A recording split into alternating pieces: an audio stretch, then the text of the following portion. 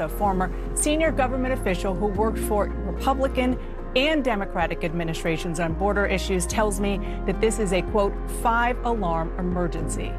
Do you have plans to visit the border? Not today. We are seeing an absolute crisis unfolding. We're seeing the numbers skyrocket. Every time someone comes into the U.S., they get in, they call. And for every person that calls back and says, I made it, this is how I did it, it encourages more people to do the same exact thing. It's just overrun with children. We went to a processing center that was built for adults.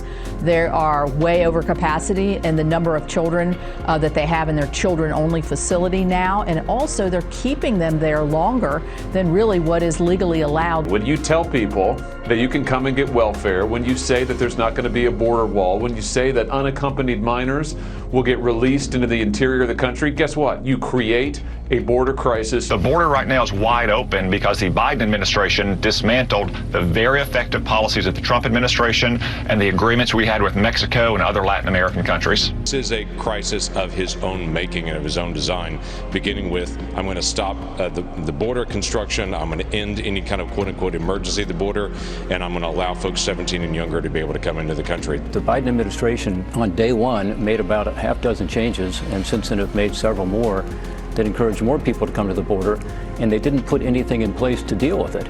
Secure the border. Americans want a secure border.